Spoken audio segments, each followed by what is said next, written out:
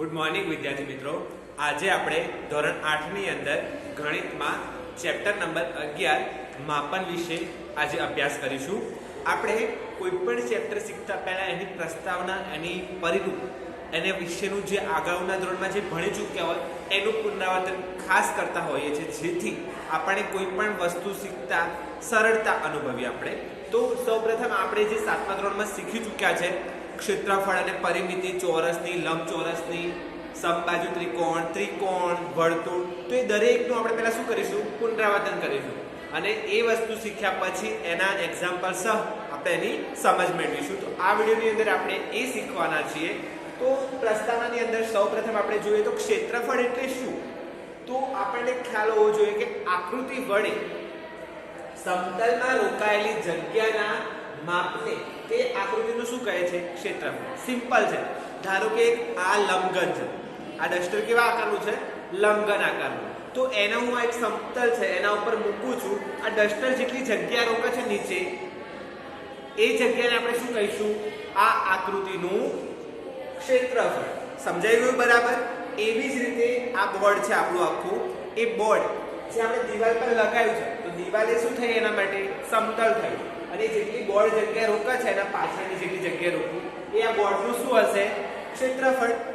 Simple ઉદાહરણ મેં તમને બે આપ્યા છે, એના માટે તમને ક્ષેત્રફળ વિશેનો ખ્યાલ આવી ગયો હશે। હવે આપણે જોઈએ પરિમિતિ વિશે શીખીશું। તો પરિમિતિ એટલે શું? કોઈ પણ બંધ આકૃતિની કિનારી એટલે કે બાજુઓમાંથી માપના સરવાળાને આકૃતિને શું કહે છે? પરિમિતિ કહે છે। ધારો કે આ બોર્ડ છે એ કેવા આકારનું છે? લંબચોરસ આકાર, બધાને ખ્યાલ છે। તો એ બધી બાજુ કેવું છે? બંધ છે। જુઓ અહીંયાથી બંધ છે, બધી બાજુ જુઓ ચારે ચાર બાજુ કેવું છે? બંધ છે। માટે શું કીધું છે? કોઈ પણ બંધ આકૃતિ। તો બોર્ડ કેવા આકારનું છે? લંબચોરસ આકારનું, પાછું કેવું છે? બધી બાજુઓ એની બંધ કરેલી છે। તો બાજુઓ જે છે બંધ કરેલી, એ આકૃતિની કિનારીના માપનો સરવાળો, તો એક આ બાજુનો સરવાળો, બીજી બાજુનો સરવાળો, ત્રીજી બાજુનો સરવાળો ને ચોથી બાજુનો, ચારે બાજુનો આપણે સરવાળો કરીશું તો આપણને શું મળી જશે? એની પરિમિતિ। ધારો કે આપણે કોઈ ચોરસ બોક્સ હોય, ધારો કે આ ચોરસ છે, આટલો ભાગ તમે સમજો ચોરસનું છે, તો ચોરસની બધી બાજુઓ કેવી છે? બંધ છે। તો ચોરસનું જ્યારે તમારે પરિમિતિ શોધવી હોય તો તમે શું કરશો? તો ચારે ચાર બાજુનો શું કરશો? સરવાળો કરશો। હવે ચારે ચાર બાજુનો સરવાળો ના કરવો હોય તો 4 ગુણ્યા એક બાજુનું માપ લખી દો, એટલે ચાર બાજુનું સરખું હોય એટલે તમે ઇઝીલી 4 વડે ગુણી શકો। તો એ રીતે પણ પરિમિતિ શોધાય છે। તો પરિમિતિ એટલે યાદ રહેવું જોઈએ કે બધી બાજુઓ બંધ હોય અને કોઈ પણ આકાર બનાવતો હોય તો બધી બાજુનો શું કરવાનું? તમારે સરવાળો કરવાનો, એટલે તમને શું મળી જશે? પરિમિતિ। તો અહીં આપણે પરિમિતિ વિશે પણ પરફેક્ટ ખ્યાલ મેળવી લીધો છે ઉદાહરણસર। હવે આપણે સ્ટેપ બાય સ્ટેપ શીખીશું ચોરસ એટલે શું? તો ચોરસ, તો તમને ખબર ચોરસ આકાર બધાએ જોયો છે, એ મેં આકૃતિ પણ દોરી છે ચોરસની। તો ચોરસની અંદર તમને બધાને ખ્યાલ છે કે ચોરસની અંદર દરેક બાજુ કેવી હોય? સરખા માપની હોય। તો આ દરેક બાજુઓ કેવી છે? સરખા માપ। ધારો કે અને જે બાજુઓ છે એને આપણે બીજી કઈ રીતે ઓળખીએ છીએ? લંબાઈના સ્વરૂપે। તો ચોરસનું ક્ષેત્રફળનું સૂત્ર શું થાય છે? લંબાઈ ગુણ્યા લંબાઈ। કેમ લંબાઈ ગુણ્યા લંબાઈ? તો ચોરસ એટલે ચોરસ એટલે જેટલી જગ્યા રોકેલી છે ચોરસ બનાવવા માટે, તો એનું શું છે? ક્ષેત્રફળ। એનું આપણે શોધવાનું છે કેટલી જગ્યા રોકી, તો એ શોધવા માટે આપણે શું કરવું પડે? જેટલી લંબાઈ અહીંયા હોય એટલી આ બાજુની, આ બે લંબાઈઓ શું કરશો? તમે ગુણાકાર કરશો તો તમને શું મળી જશે? એનું ક્ષેત્રફળ। એટલે કેટલી જગ્યા રોકી છે એ તમને મળી જશે। તો ચોરસનું ક્ષેત્રફળ એટલે કે લંબાઈ ગુણ્યા લંબાઈ, એટલા માટે મેં L ગુણ્યા L લખ્યું, જેને આપણે L ના વર્ગ સ્વરૂપે પણ લખી શકીએ છીએ। તો ચોરસનું ક્ષેત્રફળ એટલે તમે લંબાઈ ગુણ્યા લંબાઈ પણ લખી શકો છો, L ગુણ્યા L પણ લખી શકો અને L નો વર્ગ પણ લખી શકો છો। તો આપણે ચોરસનું ક્ષેત્રફળનું સૂત્ર તમને યાદ રહેવું જોઈએ। એની પરિમિતિનું પરિમિતિ તો ચોરસની પરિમિતિ કેટલી થાય? તો ચોરસની પરિમિતિ ચારે બાજુનો શું થશે? સરવાળો। ચારે બાજુનું માપ કેવું છે? ચોરસમાં સરખું હોય, એટલા માટે મેં 4 ગુણ્યા L લખી દીધો। જેટલી લંબાઈ એટલી અહીંયા એટલે બધી બાજુ કેવી હશે? સરખી લંબાઈ, એટલે L માં જેટલી કિંમત અહીંયા આપેલી હોય એટલે મૂકી દેવાની અને 4 વડે ગુણી દઈએ તો શું મળી જશે? એની પરિમિતિ। એટલે ચોરસની પરિમિતિ પૂછાય તો તમારે યાદ રાખવાનું 4L સૂત્ર, અને ચોરસનું ક્ષેત્રફળ પૂછાય તો L નો વર્ગ। આ બે સૂત્રો તમને યાદ રહેશે તો ચોરસ અને લંબચોરસ, ચોરસની પરિમિતિ અને ક્ષેત્રફળ શોધતા તમને ઈઝી આવડી જશે। તો એવી જ રીતે આ જે સૂત્ર છે એનો ઉપયોગ કરી અને આ પહેલો દાખલો આપણે ગણીએ તો 15 સેમી લંબાઈના ચોરસનું ક્ષેત્રફળ અને પરિમિતિ શોધો. તો અહીં આપણે કામ કરીએ છીએ. પહેલા દાખલાની ગણતરી નીચે કરું છું. 15 સેમી લંબાઈ આપેલી છે. L બરાબર કેટલા આપેલા છે? 15 સેમી. બરાબર છે. તો એ ચોરસ દોરી દઈએ. તો ચોરસ અહીંયા કેટલા આપેલા છે? L બરાબર 15 આપેલા છે. આ આકારની અંદર L ની જગ્યાએ કેટલા આપેલા છે? 15. તો ચોરસનું ક્ષેત્રફળનું સૂત્ર શું છે? તો ચોરસના ક્ષેત્રફળનું સૂત્ર તમને ખબર છે. ચોરસનું ક્ષેત્રફળ એટલે લંબાઈ ગુણ્યા લંબાઈ. તો L ગુણ્યા L લખો બરાબર L નો વર્ગ લખો. કોઈ પણ આ બંનેમાંથી ચાલે. તો L ગુણ્યા L લખું છું. કેટલા કરવાના? L ની કિંમત કેટલી છે? 15. 15 ગુણ્યા 15 તો કેટલા આવે? 15 ગુણ્યા 15 કરવાના. તો તમારા રફની અંદર જવાબ આવશે 225. હવે એકમ કયો લખવો એ પ્રોબ્લેમ થાય. તો અહીંયા શું આપેલો છે? સેમી. તો અહીંયા તમારે સેમી લખવાનો. પર વર્ગ. આ વર્ગ કેમ લખું છું? કારણ કે L ગુણ્યા L છે. એટલે એક સેમી આનો, બીજો સેમી આનો. તો બેનો ગુણાકાર થાય તો શું થઈ જાય? વર્ગ થઈ જાય. સમજાયું? વર્ગ પણ કઈ રીતે થાય છે એ પણ સમજાઈ ગયું હશે. હવે ચોરસની શું કરવાનું છે? પરિમિતિ. તો ચોરસની પરિમિતિનું સૂત્ર શું છે? 4 ગુણ્યા L. તો 4 ગુણ્યા લંબાઈ L એટલે તો 4 ના 4 L કેટલા આપેલા છે? 15. 15 ગુણ્યા 4 કરો તો કેટલો આવશે? 60. હવે L કેટલા આપેલા છે? 15 સેમી. સેમી આપેલા છે તો એકમ શું આવશે? ફક્ત ખાલી સેમી. કે એક જ L હતો એટલે સેમી. અહીંયા બે L હતા એટલે સેમી અને ગુણ્યા સેમી એટલે સેમીનો વર્ગ થઈ જાય. જ્યારે ક્ષેત્રફળ હોય તો એકમનો શું કરી દેવાનું? ઉપર વર્ગ કરી દેવાનું. પરિમિતિમાં એકમ એમનો એમ લખવાનું. તો અહીં આપણે શું શોધ્યું? 15 સેમી લંબાઈના ચોરસનું ક્ષેત્રફળ અને પરિમિતિ. તો આ ઉદાહરણ સર તમને એક ઉદાહરણ કઈ રીતે ઉપયોગ કરવા સૂત્રો એ પણ ખ્યાલ આવ્યો હશે. હવે અહીંયા આપણે હવે જોઈશું બીજું સૂત્ર શીખીએ. તો બીજું સૂત્ર શું કહે છે? લંબચોરસ. તો આ બોર્ડ કેવા આકારનું છે? લંબચોરસ આકારનું. અહીં આકૃતિ પણ મેં લંબચોરસ આકારની દોરેલી છે, તમે જોઈ શકો છો. તો લંબચોરસનું ક્ષેત્રફળનું સૂત્ર શું થાય છે? લંબાઈ ગુણ્યા પહોળાઈ. તો લંબચોરસની અંદર એક લંબાઈ આપેલી હોય, બીજી શું આપેલી હોય? પહોળાઈ આપેલી હોય. તો આને લંબાઈ કહેવાય. બોર્ડની આને શું કહેવાશે? એની પહોળાઈ.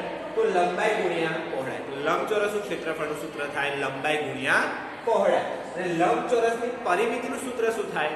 તો 2 કૌંસમાં લંબાઈ વત્તા પહોળાઈ. કેમ આવું 2 કૌંસમાં લંબાઈ વત્તા પહોળાઈ? તો તમને ખબર છે કે લંબચોરસમાં 2 લંબાઈઓ હોય. એક અહીંયા લંબાઈ, એક ઉપરની લંબાઈ. એટલે 2 લંબાઈ આપેલી છે. પહોળાઈ પણ એક આપેલી, બીજી આવી. તો 2 પહોળાઈ છે. બંને 2 છે તો 2 શું કરે? મેં બહાર કાઢી નાખ્યા. એટલે લંબાઈ વત્તા પહોળાઈ અંદર રહ્યું કૌંસની અંદર. કઈ રીતે? તો 2 લંબાઈ વત્તા 2 પહોળાઈ. તો અહીંયા લંબાઈને a વડે દર્શાવીએ છીએ આપણે. તો 2 લંબાઈ અને બીજે પહોળાઈ વડે દર્શાવીએ. બંનેમાં જુઓ 2 છે તો 2 ને બહાર કાઢી દીધા. તો કૌંસમાં શું બચ્યું? a વત્તા b બચ્યું. બંનેમાં 2 સરખા હતા એટલે. તો આ જ વસ્તુ અહીંયા લખેલી છે, તમે જુઓ. 2 કૌંસમાં લંબાઈ વત્તા પહોળાઈ. તો લંબાઈને a વડે દર્શાવવામાં આવે છે, પહોળાઈને b વડે. તો તમારે યાદ રહેવું જોઈએ કે લંબચોરસનું ક્ષેત્રફળનું સૂત્ર શું થાય? લંબાઈ ગુણ્યા પહોળાઈ. એની પરિમિતિ શું થાય લંબચોરસની? તો 2 કૌંસમાં લંબાઈ વત્તા પહોળાઈ. તો હવે એ બંને સૂત્રનો ઉપયોગ કરી આપણે બીજો દાખલો ગણીશું. તો બીજા દાખલાની અંદર જુઓ શું આપેલું છે રકમમાં? 20 સેમી લંબાઈ આપેલી છે અને પહોળાઈ કેટલી આપેલી છે? 12 સેમી. તો આવા લંબચોરસનું ક્ષેત્રફળ અને શું શોધવાનું છે? પરિમિતિ. તો લંબચોરસ આકાર દોરી દેવાનો. લંબાઈ કેટલી આપેલી છે? 20 સેમી લંબાઈ આપેલી છે. તો એ આપેલા છે તમને 20. પહોળાઈ કેટલી આપેલી છે? 12 સેમી. તો આને કહેવાય b, આને કહેવાશે a. હવે લંબચોરસનું ક્ષેત્રફળનું સૂત્ર.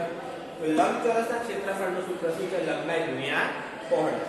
તો લંબાઈ ગુણ્યા પહોળાઈ. તો લંબાઈ કેટલી છે? તો લંબાઈ આપેલી છે 20 અને પહોળાઈ કેટલી આપેલી છે? 12. નીચે હોય એને લંબાઈ કહેવાય, બાજુમાં એને પહોળાઈ. તો 20 ગુણ્યા 12 કરશો તો કેટલો આવશે? 240. અને બંનેનો એકમ શું છે? સેમી છે. મેં શું આવશે? સેમીનો વર્ગ. તો આ બંનેનો ગુણાકાર કરશો તમને આટલો જવાબ મળશે. હવે લંબચોરસની પરિમિતિ. તો લંબચોરસની પરિમિતિનું સૂત્ર શું છે? 2 કૌંસમાં લંબાઈ વત્તા પહોળાઈ. 2 કૌંસમાં લંબાઈ વત્તા પહોળાઈ. 2 ના 2. તો લંબાઈ કેટલી આપેલી છે તમને? 20. પહોળાઈ કેટલી આપેલી છે? 12 હવે આ બંને કેવા છે સરવાળામાં સરવાળો કરો કેટલું થશે 20 ના 12 32 તો 32 અને આ બે કેવા છે આના ગુણાકારમાં છે આ બધા કેવા છે ગુણાકારની અંદર તો 32 ગુણ્યા 2 કરશો એટલે શું જવાબ આવશે 64 તો 64 તો એકમ શું લખવું તો એ બંનેમાં સેમી સેમી એકમ હતું પણ કેવું છે એ સરવાળામાં છે માટે એક પરિમિતિ હોય ત્યારે એક જ વખત એકમ લખવાનો રહેશે તો સેમી લખી દીધો ક્ષેત્રફળ હતો એટલે વર્ગ કરી દીધો તો આ રીતે તમારે શું કરવાનું છે લંબચોરસની પરિમિતિ અને ક્ષેત્રફળ પૂછવાનું આવે તો આ રીતે તમારે ગણતરી કરવાની રહેશે સૂત્રનો ઉપયોગ કરી એની અંદર કિંમતો મૂકી તો આ તમે શીખી ચૂક્યા બીજા નંબરનું ઉદાહરણ હવે જોઈશું આપણે ત્રીજું સૂત્ર ત્રિકોણ તો ત્રિકોણની અંદર ત્રિકોણ મેં દોરેલો છે તમે જોઈ શકો છો ત્રિકોણને કેવી હોય ત્રણે બાજુઓ સરખા માપની હોય છે હવે ત્રિકોણનું સૂત્ર શું થાય ક્ષેત્રફળનું સૂત્ર તો ત્રિકોણનું ક્ષેત્રફળનું સૂત્ર થશે 1/2 ગુણ્યા પાયો ગુણ્યા પાયા પરનો વેગ હવે આવું કઈ રીતે બન્યું સૂત્ર તો એ શીખીએ 1/2 એટલે કેમ તો ત્રિકોણની અંદર એક મેં શું કર્યું વેધ લીધો છે વેધનો મતલબ શું થાય બે સરખા કાટખૂણા બને છે તો અહીંયા શું બને છે બે સરખા કાટખૂણા બને છે તો બે આખા ત્રિકોણના બે ભાગ થઈ ગયા કેવા અડધો અડધો ભાગ થઈ ગયો માટે અહીંયા શું લખ્યા છે 1/2 લખ્યા છે અડધો ભાગ કરવા માટે મેં અહીંયા 1/2 લખ્યા અહીં કાટખૂણો બનાવી એટલે 1/2 થઈ ગયો અડધો ભાગ આપણે અડધા જ ભાગનો વિચાર કરવાનો છે ત્રિકોણ કેવો છે અડધા ભાગનો થઈ ગયો એટલે 1/2 ગુણ્યા નીચે હોય એને શું કહેવાય પાયો કહેવાય અને આ ઊભો સ્તંભ જેવો છે એને શું કહેશું પાયા પરનો વેગ તો પાયા પરનો વેગને શું h વડે દર્શાવીશું અને નીચે આપણે જે પાયો છે એને b વડે દર્શાવીશું અને આગળ 1/2 તો ત્રિકોણનું ક્ષેત્રફળનું સૂત્ર પૂછાય તો 1/2 ગુણ્યા b ગુણ્યા h એટલા થશે b એટલે પાયો અને h એટલે પાયા પરનો વેગ હવે એની પરિમિતિ પૂછાય ત્રિકોણની પરિમિતિ તો શું લખવાનું ત્રણેય બાજુઓનો સરવાળો ત્રણેય બાજુઓના માપનો સરવાળો તો એ શું થશે ત્રિકોણની પરિમિતિનું સૂત્ર તો હવે એ બંને સૂત્રનો ઉપયોગ કરી અને આપણે ત્રીજો એક્ઝામ્પલ જોઈએ તો એક કાટકોણ ત્રિકોણની બાજુઓ 5 સેમી 12 સેમી અને 13 સેમી આપેલી છે કેવો છે ત્રિકોણ કાટકોણ ત્રિકોણ તો પહેલા કાટકોણ ત્રિકોણની રચના કરવાની કાટકોણ ત્રિકોણમાં એક ખૂણો કેવો હોય કાટખૂણો હોય અને સામેની બાજુએ શું કહેવાય કર્ણ જે સૌથી મોટા માપની હોય તો સૌથી મોટો માપ કયું છે અહીંયા જુઓ તમે 13 આપેલું છે તો અહીંયા શું આવશે 13 સેમી હવે તમે બે બાજુ આપેલી છે 5 અને 12 તો અહીં નીચે 12 સેમી મૂકું છું અહીંયા 5 સેમી તો બે બાજુઓના વર્ગનો સરવાળો તો ત્રીજી બાજુના વર્ગ જેટલો થશે 12 નો વર્ગ અને 5 નો વર્ગ કરશો એનો સરવાળો કરશો એ 13 ના વર્ગ જેટલો થશે તો આ કેવો હોય કાટખૂણો બનશે તો મોટી બાજુ હંમેશા કર્ણ મૂકી દેવાનું અને બે બીજી બાજુ હોય એટલી મોટી અહીંયા અને ત્રીજી અહીંયા તો હવે તમે આ નીચે છે એને શું કહેશો પાયો કહેશો આ છે એને શું કહેશો વેધ કહેશો તો અહીંયા આપણે ક્ષેત્રફળ જોઈએ ત્રિકોણનું ક્ષેત્રફળ શું સૂત્ર છે 1/2 b ગુણ્યા h b એટલે શું થાય પાયો થાય અને h એટલે શું થશે પાયા પરનો વેગ તો આને શું કહેશો નીચે છે એને પાયો તો 1/2 ગુણ્યા 12 ગુણ્યા પાયા પરનો વેગ કેટલો આપેલો છે 5 આપેલો છે આ પાયો પાયા પરનો વેગ સૂત્ર છે 1/2 પાયો ગુણ્યા પાયા પરનો વેગ તો હવે શું કરશો તમે 2 6 12 થઈ ગયા 6 ગુણ્યા 5 તો 6 ગુણ્યા 5 કરો અને ગુણાકારમાં 1 લખો ના લખો ચાલો 6 5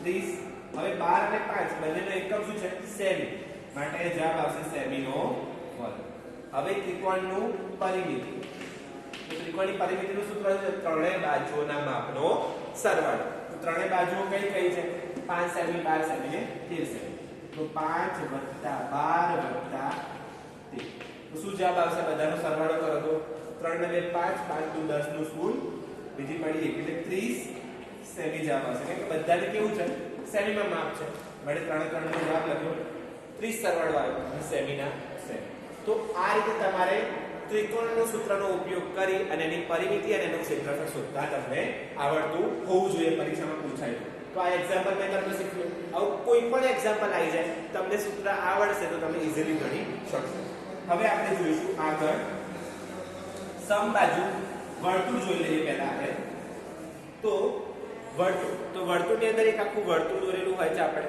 તો વર્તુળનું જે કેન્દ્ર છે ત્યાંથી તેના અંતર એટલે કે જે વર્તુળ દોરવાની ક્ષતિ છે ત્યાં સુધીના માપને આપણે શેના વડે દર્શાવીએ છીએ? ત્રિજ્યા વડે. તો વર્તુળની અંદર એક તો ત્રિજ્યા છે, અહીંયા ત્રિજ્યા આવી અને બીજી ત્રિજ્યા, બે ત્રિજ્યાઓનો સરવાળો કરીએ એટલે શું થઈ જાય? તમારું વ્યાસ થઈ જાય. તો r વત્તા અહીંયા બીજો ત્રિજ્યા જોઈએ આપણે, ધારો કે અહીંયા આટલી, તો અહીંયા પણ r, તો r વત્તા r એટલે આખું શું બની જાય? તમારો વ્યાસ. વ્યાસના શેના વડે દર્શાવવામાં આવે છે? d વડે. તો d બરાબર r વત્તા r એટલે કેટલા થઈ જાય? 2r થઈ જાય. પણ 2r લખે છે તો વ્યાસનું સૂત્ર આવે તો તમે યાદ રાખવાનું કે d બરાબર કેટલા લખવાના? 2r લખવાના. તો વ્યાસ બરાબર શું લખાય સૂત્ર? 2r. હવે વર્તુળનું ક્ષેત્રફળનું સૂત્ર. તો વર્તુળના ક્ષેત્રફળનું સૂત્ર શું છે? પાઈ r સ્ક્વેર. r નો વર્ગ કેમ લખેલો છે? તો આપણે ક્ષેત્રફળ શોધીએ કોઈ પણ વસ્તુનું, તો અહીંયા r છે ગુણ્યા r, તો r ગુણ્યા r તો કેટલું થશે? r નો વર્ગ. એટલે પાઈ બરાબર તમે 22/7 પણ લઈ શકો છો અને 3.14. જો પરીક્ષાની અંદર કૌંસની અંદર 3.14 લખ્યા હોય કે પાઈ બરાબર 3.14 લઈને ગણતરી કરો તો તમારે કરવાનું રહેશે. જો ના આપેલી હોય પાઈની કિંમત, તમારે ત્યાં કયો ઉપયોગ કરવાનો? 22/7 જ ઉપયોગ કરવાના રહેશે. અહીંયા હવે જોઈએ આપણે વર્તુળની પરિમિતિ. તો વર્તુળની પરિમિતિ કહો કે પરિઘ કહો, જે પણ પૂછાય એ બંનેનું સૂત્ર શું છે? એક જ, 2πr. તો 2πr એટલે કેમ? તો અડધો ભાગ ઉપરનો છે, અડધો નીચેનો છે. તો એક આખું એક ચક્કર અહીંયાથી જુઓ તો એ બે સરખા ભાગ થશે. આખો એક ભાગ, આ બીજો ભાગ. 2π ના પાઈ અને r ના r. તો વર્તુળની પરિમિતિનું સૂત્ર શું થશે? 2πr. આપણે શું કરીએ છીએ કે આખું ચક્કર પૂર્ણ કરીએ છીએ એટલે બે સરખા ભાગ થાય છે, 2πr. એવી રીતે તમારે યાદ રાખજો. તો વર્તુળનું પરિમિતિ અને પરિઘનું સૂત્ર શું છે? 2πr. પાઈ બરાબર કિંમત ના આપે તો શું લેવાનું? 22/7. જ્યાં r ને આપણે શું કહીએ છીએ? વર્તુળની ત્રિજ્યા કહીએ છીએ. તો વર્તુળની ત્રિજ્યા તમને આપેલી હોય r ની કિંમત, તો એ તમારે ત્યાં લખવાની રહેશે. ત્રિજ્યા એટલે શું કહેવાય? r કહેવાય. d એટલે શું કહેવાય? વ્યાસ કહેવાય. હવે વ્યાસ આપેલો હોય અને તમને કીધું હોય કે વર્તુળનું ક્ષેત્રફળ શોધો, તો સૂત્ર તમને ખબર જ ના હોય, તો વ્યાસ આપેલો હોય તો તમને ખબર હોવી જોઈએ કે શું સૂત્ર થશે? વ્યાસ d બરાબર 2r. તો r ના કરતા બનાવવાનો, 2 ને ભાગાકારમાં લઈ જવાનો, તો d ની જેટલી કિંમત હોય 2 વડે ભાગી દે તો તમને શું મળી જશે? ત્રિજ્યા મળી જશે. તો આવા દાખલાઓ અગાઉ આપણે આવશે શીખવાના અને આ વસ્તુ મોસ્ટ આઈએમપી છે, જે પૂછાતી હોય છે. તો હવે આ સૂત્રનો ઉપયોગ કરી અને આપણે આ ઉદાહરણ સમજીએ. તો શું આપેલું છે? 7 સેમી ત્રિજ્યાના વર્તુળનું ક્ષેત્રફળ અને પરિઘ શોધો. પરિમિતિ એટલે શું કહેવાય? પરિઘ. તો એક વર્તુળ દોર્યું, એની આ ત્રિજ્યા r. ત્રિજ્યા r કેટલી આપેલી છે તમને? 7 સેમી આપેલી છે. તો વર્તુળની ત્રિજ્યા તમને કેટલી આપેલી છે? 7 સેમી. તો વર્તુળનું ક્ષેત્રફળ, તો વર્તુળનું ક્ષેત્રફળ શું થાય? પાઈ r સ્ક્વેર. હવે પાઈની કિંમત આપેલી નથી તો શું લેશો તમે? 22/7. r ની કિંમત કેટલી આપેલી છે? 7. અને આખાના ઉપર વર્ગ, એટલે q છે ઉપર એટલે વર્ગનો વર્ગ. હવે 22/7 7 નો વર્ગ છે તો એને આ રીતે લખી શકું 7 ગુણ્યા 7. હવે આ 7 ના 7 શું થઈ ગયા? ઉડી ગયા. તો શું બચશે? 22 ગુણ્યા 7. હવે 22 ગુણ્યા 7 કરો તો કેટલો આવે? 7 નું 14 નો ચોગડો બીજી પડી 1, 7 નું 14 15. તો 154 આવશે. 154 તો આયા, પરંતુ એ 7 ગુણ્યા 7 કર્યા. તો 7 નો શું એકમ છે? સેમી. સેમી ગુણ્યા સેમી એટલે શું થશે? સેમી નો વર્ગ. તો વર્તુળનું ક્ષેત્રફળ કેટલું મળ્યું આપણને? 7 સેમી ત્રિજ્યા લેતા 7 સેમી ત્રિજ્યા લેતા વર્તુળનું ક્ષેત્રફળ કેટલું મળે છે? 154 સેમી નો વર્ગ. હવે વર્તુળનું પરિઘ. પરિઘ એ જ એની પરિમિતિ. શું સૂત્ર છે? પાઈ r સ્ક્વેર. 2πr sorry. તો 2 ની જગ્યાએ 2 લેવા જવાના, પાઈ ની જગ્યાએ 22/7 અને r ની જગ્યાએ કેટલા આવેલા છે? ત્રિજ્યા 7. તો આ 7 7 ઉડી જાય. 22 ગુણ્યા 2 બચ્યા. 2 ગુણ્યા 22 એટલે કેટલા આવશે? 44. એક જ વખત 7 લીધા એટલે શું એકમ હતું? સેમી. જે એકમ અહીંયા હોય એ મૂકી દેવાનું, ક્ષેત્રફળ હોય તો ઉપર વર્ગ લખી દેવાનું, ના હોય તો સૂત્રની અંદર ફક્ત કિંમતો મૂકી અને સાદુરૂપ આપીને તમારે જવાબ મેળવવાનો રહેશે. પણ આ વસ્તુ ગણતરી કરવા માટે આપણને શું આવડતું હોવું જોઈએ? સૂત્રો ખાસ આવડતા હોવા જોઈએ. તો અહીં આપણે જે 7 સેમી ત્રિજ્યાના વર્તુળનું ક્ષેત્રફળ અને પરિઘ શોધતા શીખ્યા. હવે લાસ્ટ એક્ઝામ્પલ છે. તો જ્યારે અર્ધવર્તુળનું આપ્યું હોય 15 સેમી ત્રિજ્યાના અર્ધવર્તુળનું ક્ષેત્રફળ અને પરિમિતિ શોધો. તો અર્ધવર્તુળ આપેલું છે. કેવું વર્તુળ છે? અડધું. તો આખા વર્તુળનું આ કેવું ભાગ છે? અડધું વર્તુળ. તો અડધા વર્તુળની અંદર 15 સેમી તો શું આપેલું છે? ત્રિજ્યા. આર આપેલા છે કેટલા 15 સેમી. તો અર્ધવર્તુળનું ક્ષેત્રફળ એટલે પરિમિતિ શોધો. અર્ધવર્તુળ તો એનું સૂત્ર યાદ રાખજો. અર્ધવર્તુળનું ક્ષેત્રફળ, આખું વર્તુળનું ક્ષેત્રફળ કેટલું હતું પાઈ આર સ્ક્વેર. હવે અડધું તો આને 2 વડે ભાગી દેવાનું એટલે શું થઈ જાય અડધું થઈ જાય. એટલે નીચે 2 લખ્યું એના કરતા એ શું લખ્યું આગળ 1/2. એટલે 1/2 પાઈ આર સ્ક્વેર એ શું થઈ ગયું અર્ધવર્તુળનું ક્ષેત્રફળનું સૂત્ર. તો 1/2 ના 1/2 પાઈ ની કિંમત આપેલી હતી 22/7. આર ની કિંમત કેટલી આપી છે 15 નો વર્ગ. તો તમે જુઓ 2 અહીંયા 11 ઉડી જશે એટલે 1 ગુણ્યા 11 ભાગ્યા 7 ગુણ્યા 15 છે. તો 15 ગુણ્યા 15 કરશો તમે તો 15 ગુણ્યા 15 અને અહીંયા 11 ભાગ્યા 7. તો 11 ગુણ્યા 15 ગુણ્યા 15 ભાગ્યા 7 લઈશું આવી રીતે. તો જ્યારે અહીંયા ગણતરી કરશો આની તો જવાબ તમને શું મળશે 308. અને શું છે એકમ સેમીનો વર્ગ. તો જવાબ મળશે અર્ધ પરિમિતિનું ક્ષેત્રફળનું સૂત્ર. શું જવાબ આવશે સૂત્ર તો 1/2 પાઈ આર સ્ક્વેર અને જવાબ શું મળ્યો 308 સેમીનો વર્ગ.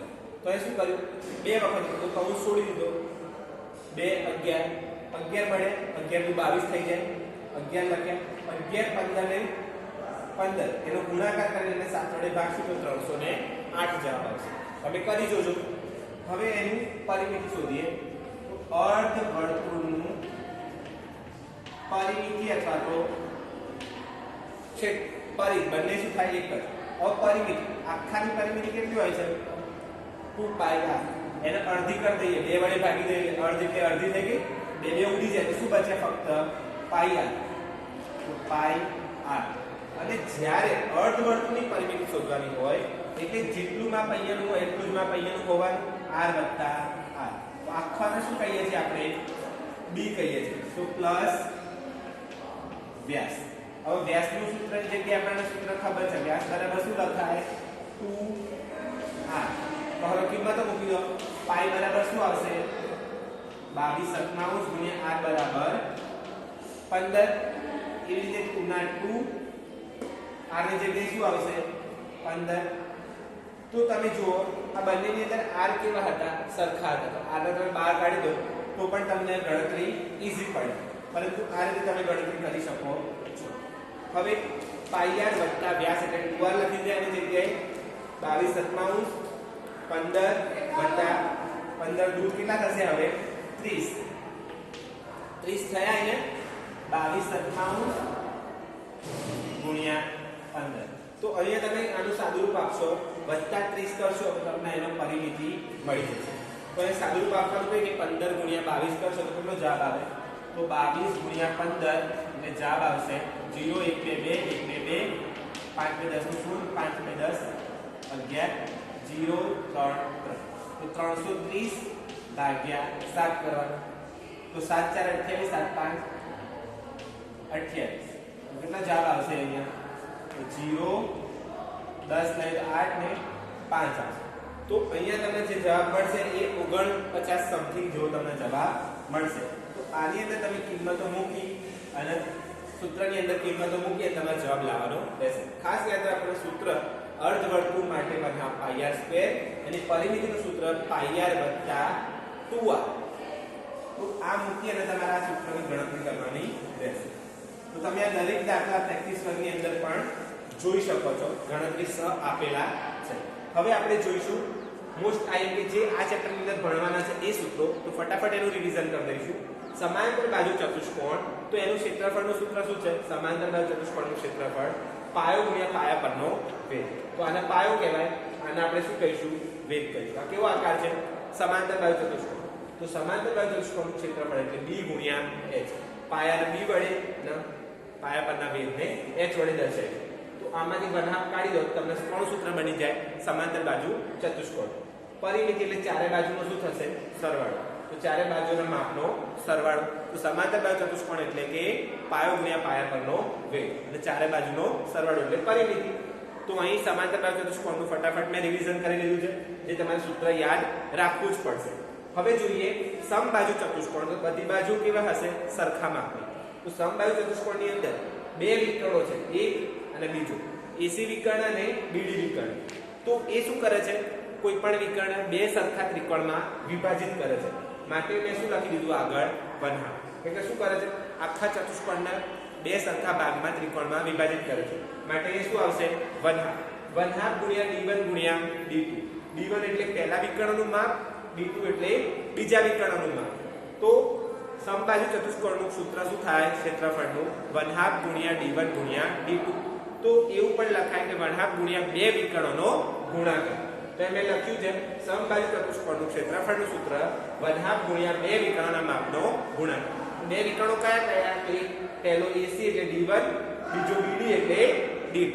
તો સૂત્ર યાદ રાખવાનું, સમબાજુ ચતુષ્કોણનું ક્ષેત્રફળનું સૂત્ર શું થાય, તો 1/2 ગુણ્યા d1 ગુણ્યા d2.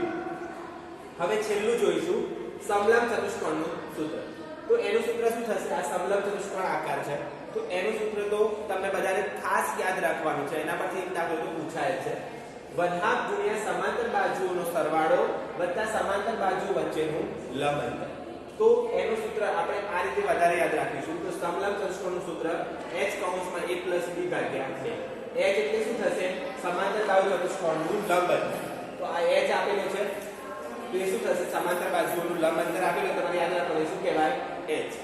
સમાંતર બાજુઓનો સરવાળો a + b. તો આટલાથી આટલી a છે અને આખાનું શું કહેવાય, b કહેવાશે. આટલા ભાગને શું કહેવાશે, c કહેવાશે. તો a + c નું માપ કરે તો આખા કોનું માપ મળી જશે, તમને b નું માપ મળી જશે. તો a અને b કરવાનું, તો a અને b નો સરવાળો કરશો તમને શું મળી જશે, સમાંતર બાજુઓનો સરવાળો.